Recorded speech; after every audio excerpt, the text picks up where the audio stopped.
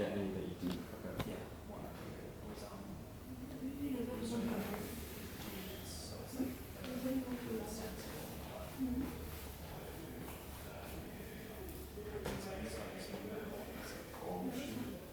imagine DS is some sort of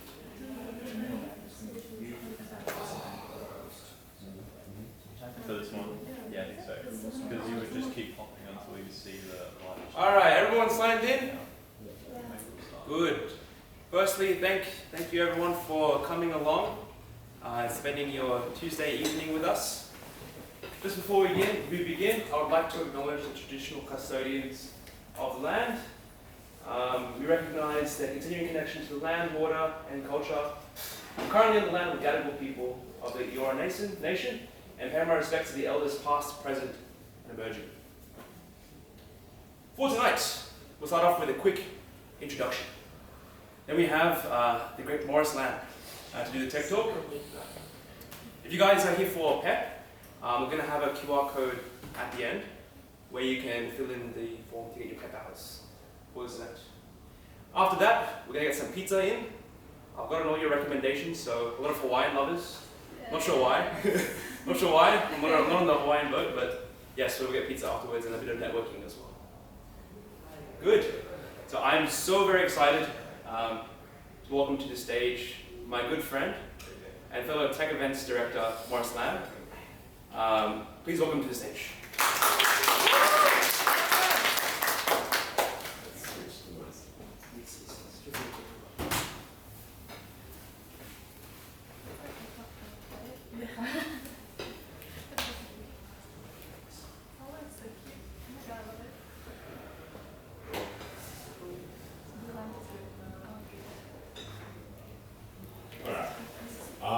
We'll just ignore that Zoom.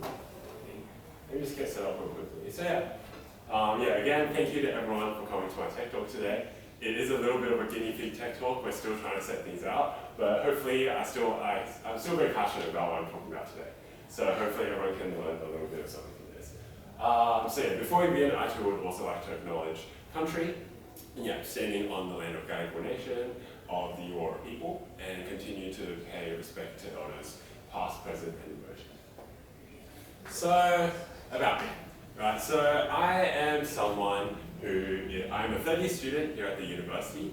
I do advanced computing and commerce, majoring in computer science and finance. And the thing we're here to talk about is tech talks, right? The talk is called Talkin Tech Talks. So what kind of experience do I have with tech talks? Well, I've done nearly 3 years worth of uni now. So I've listened to a couple of lectures, and I think those are tech talks, right? It's people informed talking about technology. So I think those would probably be in the realm of what I'm talking about today. I've also listened to a lot of tech talks in terms of the SINCS environment. So because I was SINCS Tech Events Subcommittee last year, I was able to attend a lot of the tech talks that we eventually set up. And these were also very educational experiences, though there were some things that I wanted to improve on. But I think the main motivation that I got from doing this tech talk came from when I saw, when I went to a conference. So at the end of first year, I was able to volunteer at a tech conference called YOW, Y-O-W. And at this conference, there were international speakers coming into Hilton, Sydney to give us talks about whatever discipline that they were specializing in. And I just felt really inspired that, wow, all these people with so much knowledge being able to express tech talks, why is it that I'm bored? Why is it that I'm sitting in a session I chose to be in as part of my volunteering work, and I'm still kind of bored there? So I'll delve into this a bit later, but I wanted to do this kind of about me just to kind of set up what I'm talking about, right? So I'm not going to be talking about the sort of academic conferences where, some of the most high-breaking minds in comp sci are going to be presenting their work. I have no experience in that. I probably will never experience that, right? But that's not what I'm talking about. I'm talking about your talks that are meant to appeal to your average person or your average comp sci student, and what that necessarily means in terms of what I expect or what I think about tech talks. So more about why I'm doing this tech talks. So one thing I did want to set up is that I have been doing debating for a long time. And debating is something that I want to kind of introduce as a way to explore why I'm doing this TED Talk. So in terms of debating, I think that debaters are very good because within their speeches, they are very efficient and they are very purpose-driven, right? A lot of the time, you have to get your arguments across. You need to set up your arguments. You need to justify your arguments. You need to tell me the outcome of your arguments. Then you need to tell me why it matters in the debate, all in 8 minutes and for multiple points. So I think that debaters are very good at setting up why they are talking about something and then telling you why what they are talking about is important. And I think that was very lacking in a lot of the things that I saw. I'll expand on the kind of flaws later, but then I kind of wanted to give a personal anecdote and say that whenever I was participating in debates, I would you have to be writing stuff and then you have to be listening in, right? So you have to tune out and then tune back in, right? During debates, I could very easily do that. If the other speakers were speaking, I could easily write what I need to, listen back in, and within a couple seconds, I'd be very quickly back into their speech, back into their arguments, and kind of engaging with the debate.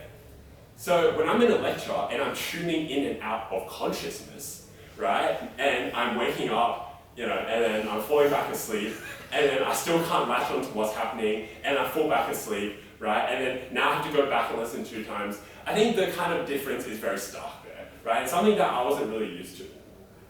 So I think from today, what I really want to set up is that, yes, not all these tech talks are bad, but I'm kind of taking a perspective where I'm someone who's not very knowledgeable about tech, not very knowledgeable about STEM, right? But I'm someone who I think can present pretty well. I'm someone who's got a lot of experience around watching people present. I'm someone who's got a lot of experience presenting myself. So kind of the opposite of the problem I'm trying to address. And hopefully I'm able to kind of analyze and try and solve why it is that tech talks might be boring, right? So, and also, I think that hopefully everyone can take something away from today as well, because everyone will need to present sometime in their life, right? Whether it's at an interview, that's what counts as a form of presenting, right? Whether it's in an in-class presentation, or maybe there's people in the crowd who might want to do a TED Talk themselves, right? What is it that makes an engaging TED Talk? But I don't kind of want to stand at that point. I kind of just want to talk about what I often criticize about TED Talks. Okay, so to kind of get through this, I kind of want to set up why it is that I'm focusing so hard on tech, right? And also to make sure that, yes, this is a tech talk. I want to talk about tech specifically, right? So I kind of devised what is the tech problem, for example. Because I'm not here to kind of bash on every single form of presentation. I think there are wonderful presentations out there, but why is it that in tech specifically, it's very hard to get these long form lectures that are often much better than, that aren't very seen commonly, right? Why is it that you hear, oh, let's hear a lecture about C programming, instantly you want to fall asleep, right? Why is there that stigma around that? I think there's 2 main things. First is that I think tech is hard. I think tech is something that has a very high complexity floor. And what I mean by that is that, let me say okay, let's say I come up to someone and I want to talk to them about the clique problem, for example, right? So I think a lot of people who have done an algorithms course probably will know what I'm saying. But then if I want to talk to someone who's maybe just picked up a program, I need to tell them what a graph is. I need to tell them what edges and vertices mean. I need to tell them what the relationship between edges and vertices mean. I need to tell them all this sort of things, right? And then you're staring at someone who just started to code. Maybe they have some level of mathematics knowledge, but they don't actually need, you still need to build up and get them to understand what a graph is before you can start engaging them in some form of interesting content, right? I think the clique problem was something that was very interesting in Culture 2 last year. And I think that, but to get to that level, there's so much prerequisite knowledge, right? You need maths, you need some sort of visualization of a graph. All these kind of things is very hard to address, especially for tech, right? Especially for something that it really is so reliant on it to get to a level where you can start discussing it in a lecture format. On top of that, I think there's an even higher complexity ceiling, right? Clique is some random low level, that's the basic stuff you want to talk about for graphs, right? People are researching how to optimize it. How do you look at optimizations if you don't even know the base problem itself? much less talk about like how to optimize the optimizations, right? There's so much backlog of what you need to get through tech, which is something that I think is very easy to stow away new people, right? I think what all this boils down to is that if you want to explain a concept in tech, even in STEM generally, right, there's so much to kind of backlog all that information compared to something like the humanities, which is all around us, and you can kind of just draw examples left and right, which is what I was mostly doing in debating, right? So what I'm trying to say here is tech is, I think, inherently hard. And this is coming from the experience of someone who's trying to get into it, right? Who did, like my tech experience before university, yes, I took software development in high school, but that's not real like tech knowledge. That's not real STEM knowledge, right? I think most people who've done the course probably know what I'm talking about, right? And even then, like yes, I didn't deal out, like I never made projects. I never took time to like really understand computer science methods or algorithms, and now I'm being forced to like kind of come up with algorithms to questions in like a uni course 1 year after I started with the fundamentals, right? So I think the kind of step up is very fast and very large. The second thing I want to talk about are the people in tech, and more specifically those students, right? Let me ask the crowd, when I say a computer science student or I say a STEM student, what's a personality trait that I think most of you guys would think of? Smell. Smell? That's not a personality trait, that's a physical trait. But we're close. Any other suggestions? Introverted? Introverted? Right. Any others? Socially awkward? Yeah, socially awkward, yes. I was just saying. Oh, Yeah. sorry. No. Quiet. Sorry? Quiet. Quiet? Yes, okay. That's true. But let me give you another scenario then. So you just posted your C code to Ed, and then there's always this one guy in the comments who's so ready to just tell you why you're wrong. Who's so ready to tell you that like how superior they are in terms of their knowledge and like flaunt their ego, right? So then that doesn't sound introverted. That doesn't sound awkward. They wrote like 3 paragraphs worth of why you're wrong and why they're right and proving why they're right. So I don't think it's true that computer science students or tech students in general are people that are inherently introverted or inherently don't want to talk. I think they're very good at talking actually, a bit too good, but only at what they know. But then let's put them in a lecture scenario, right? So if I combine all those traits and then put them in a lecture scenario, that's when they get timid, right? Think about your class presentations. It's just like people reading off slides. It's just people going, What happened to the guy that was destroying me on Ed compared to the presentation, right? So I think where I'm getting at with this like bashing of your comp sci student is to say that I think all these students are smart, or they have some sort of level of information within them, right? But the thing is that the conversion between that and tech talk is something I want to explore today, right? Hopefully this all sets up to why I'm actually doing this. I'll take questions now as well, because... No? Okay, so that's where I'm going to start a lot of my analysis today. So first is the difference between conversation and presentation, right? And why I'm doing this, and what I'm going to talk about in this bit is more to do with presentation skills and more to do with public speaking technique, right? And I feel like I'm qualified to do this because I think that, like, I've delivered lots of speeches across my time. I'm known as pro yapper amongst things. So I think, like, yes, I do speak a lot, and I hope some of that can come out in this analysis. But I think at the basis of this, I want to see how it is that we can transform a lecture-style presentation into something that's very comfortable. Because I think that's what's one of the main things that I've found to help me throughout, like, presenting. And that's what I've also found throughout, like, a lot of tech talks as well. A lot of these people are very comfortable, and it's almost like having a conversation with them as they're doing their lectures. You'll see this in, like, high-quality tech talks, your TED talks, sorry. A lot of the, like, really good presentations people tell you to watch, it's like almost like they're having a conversation with you. So I kind of want to break down that process. Yeah. So first, let's look at the power imbalance between a conversation and, like, presenting a presentation, right? Let's see what it looks like for this environment to change.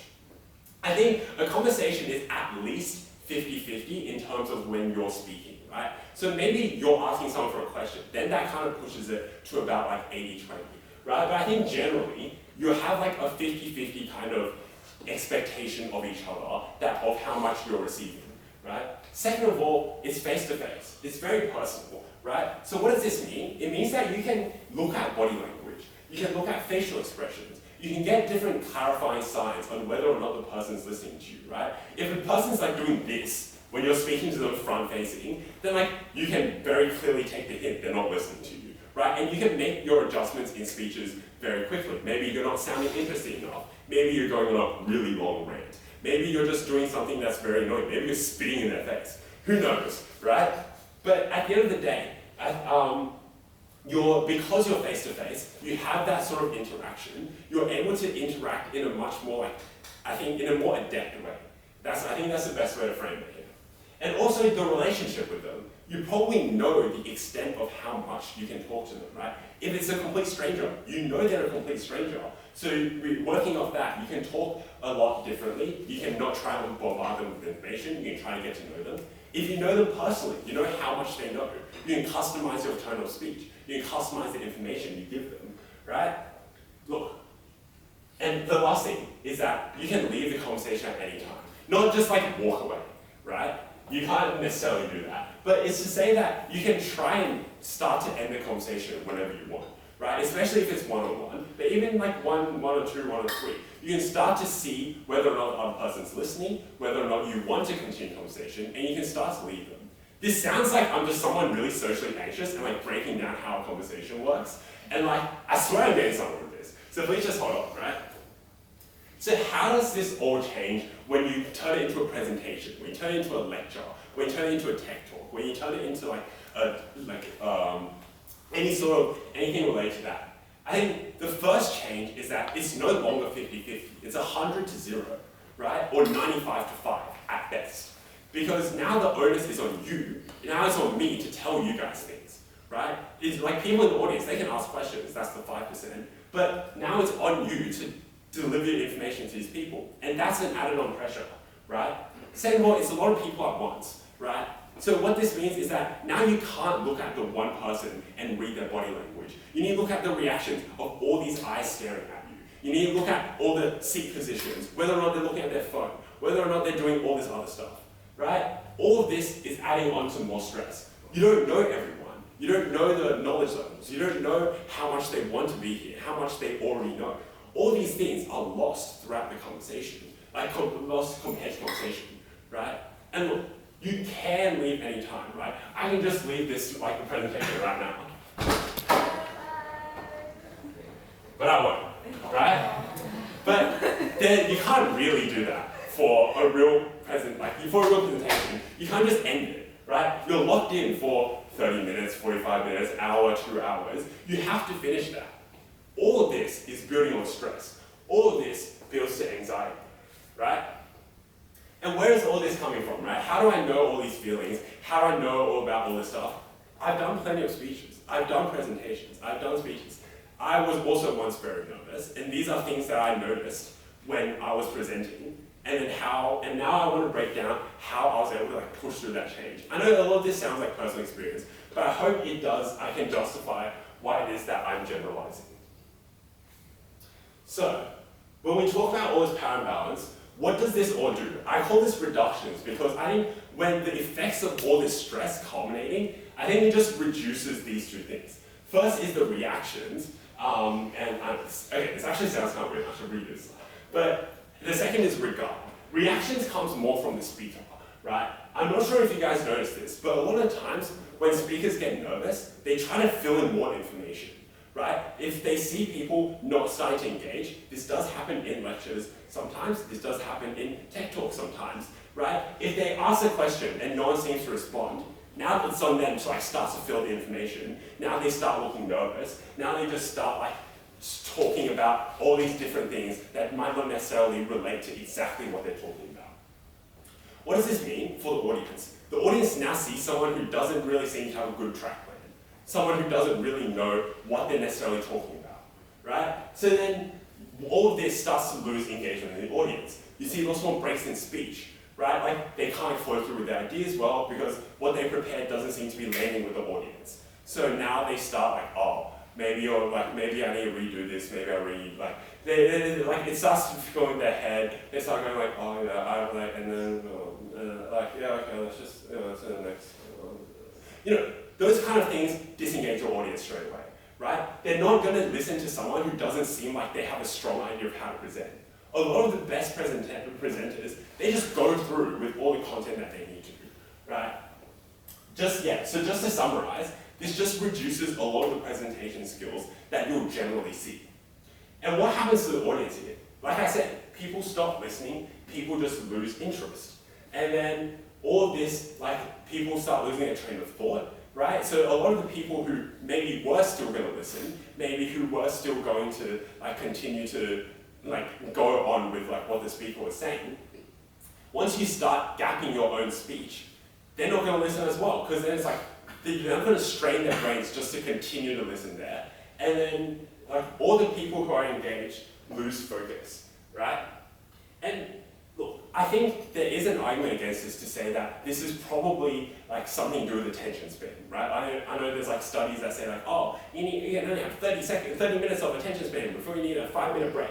Even then, in a 2-hour lecture, that's like at least 3 conversions of 30-minute, 5-minute, 30-minute, 5-minute. But why are people already losing out in the first 10 minutes, right? So I think that a lot of these things are things that I've noticed throughout lectures. Now, a lot of doom and gloom here. So how do we prevent this from happening, right? How do I think like the presentation skills can probably start to evolve or start to like become more consistent? I think generally avoiding information overload. I hope you guys can see I've kept these slides very simple. I didn't want you guys to just focus on the slides because I'm here to talk, right? I'm not here, like if you want to read, there's textbooks, there's pages. You wouldn't come to a talk if you're just going to read, right? So actually keeping slides succinct and keeping these things, I think this is something that it's very underrated amongst like academic lecturers, but I think a lot of presenters have sort of figured this out. But I think generally, the actual content in itself, I don't think should be too complex, and it should be customized more to your audience, right? I'll explain on this later, but I think maybe this is just the tech problem that I said, right? Maybe there's just too much complexity, right? But even then, you can still try and adapt to that complexity, and that's being very purposeful of how you want to deliver your content. But to avoid information overload is to say, let's not do like a breaking edge academic paper on like algorithms, for example, because that probably has so much inbuilt knowledge that you probably spend more time talking about the inbuilt knowledge than you do talking about whatever breakthrough you did, right? Second thing is just treat it as a conversation. A lot of the feedback from the best talks that we had last year was that a lot of speakers felt natural, right? The speakers were able to like convey their points without necessarily seeming like a robot just spewing out facts, right? Remember that I think for a lot of these talks, people are there to see you, right? I'm very glad that all you guys are here to like listen to what I have to say, and I'm going to use that knowledge to have an ego trip and to keep talking, right? Because I know that at most, people, like, even if they don't want to stay in the room, they're here in the room anyway. And now it's on them to need to listen to you as much as it is on you to deliver a talk to them, right? So what I'm trying to say is that I want like these presenters to have that ego trip, right? Like I said before, that guy on Ed, if they said the 3 paragraphs that they said with that amount of confidence, they'd be perfect, like they'd be perfect presenters. But they won't do that because, like I said, socially awkward, introverted, all those things. I think this can be flipped around with like a lot more confidence. I know that's very easy to say, but then just having that ego trip of knowing that like, yes, people are here to listen to me, I'm gonna say what I know, and that's what's gonna push me through this talk. I think that is a much more effective strategy than trying to overthink what sort of content you need to put in, right? What does this all culminate to? I think it says, do not care about your audience. What do I mean by this is that when you're, like, I think during presentations, one of the best things that I found is that I'm not going to care about if someone's on their phone. I'm not going to care if someone pulls out their laptop and just starts working on something else. if they're not going to listen, I'm not going to try and get them back in. Because like I said before, that's going to look like filling in more information, that's going to look like appealing to things that weren't in my talk, that's just going to look like rambling. That just doesn't make sense in the scope of my talk. What I'm going to do is that I'm not going to care about them, and look, what I'm going to know is that people who want to listen, people who can listen, will still listen. And having that confidence is enough to fuel my ego trip throughout this whole talk, such that I am able to continue it and do it in a way that makes it feel natural, makes it feel calm. So yeah, don't care about your audience. That's the main thing I want to get from this point. Wait. So, let's take a couple steps back. Maybe I was a bit too aggressive with don't care about your audience, right? Remember, like, for part one, I did really want to emphasize that those are more about presentation skills, right? So within the moment, yes, you probably don't want to, like, care about your audience because that builds onto stress, that builds onto a lot of the things that, like, start to flaw your presentation skills. This don't care about your audience purely, like, comes during the presentation stage. I think in part two today, it's going to much more go through the kind of preparation and the content, like I mentioned earlier, and what it is that we're here to talk about. I wasn't using it, but yeah, I'll take some water.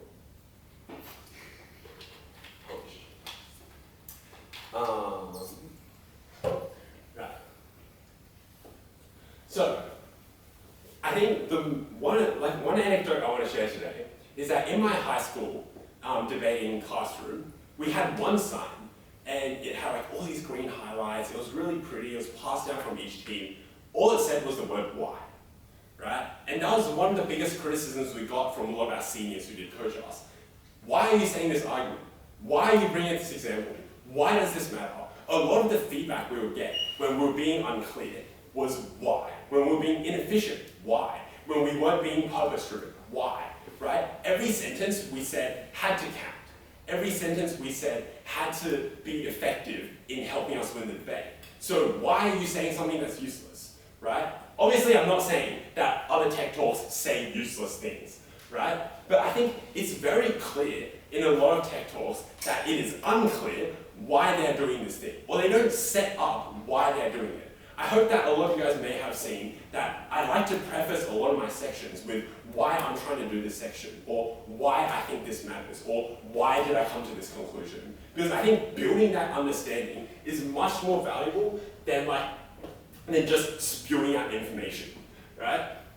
So, what we do, so I think, a lot of talks don't start with a clear why, nor do they continue with a clear why. I think a lot of times, it's very easy to get lost in a lot of these talks, right? Because during this time, people start losing focus on why they're listening to the talk. So especially when you add in things like rambling, when you add in things like too much information, all this stuff becomes you're more likely to turn away these listeners because they don't know why they're listening to you halfway through. They tune in, tune out, and then now they don't know why they're listening to you. So they're going to tune out completely, right? So what do I mean by a clear why, right? And this is something that I'm still trying to explore with a lot of my debating students, but I think what a clear why is something that you can summarize your next couple of sentences in, right? So why am I talking about this? Oh, see, there it is, right? Why am I talking about this? Well, it's to say that, I think when you don't show yourself why, when you don't show yourself why you're going to say the next couple of sentences, your audience won't even know either, right? So then that kind of leads to a snowball effect. But then so things like asking yourself, what is the purpose of the next line of what I'm saying? What is the purpose of me setting up this slide? What is the purpose of me writing this on the slide? There's a lot of self-reflection that needs to happen, and I think this is definitely an experience thing, right? But I think that having the consciousness to continuously ask yourself is something that is very much beneficial. So why? Why am I talking about whys so often, right? So there's a lot of questions in this, and hopefully I can answer this, right? Like I said before, it makes everything you say seem important, right? Let's set the scene. You show up to an event, and you can't even explain to yourself why you are doing this event, why you are doing this talk, why you're doing this lecture. If you can't even explain to yourself why you're doing something, what's to say that people receiving that information will somehow know as well, right? As easy as you are to get lost, they're doubly more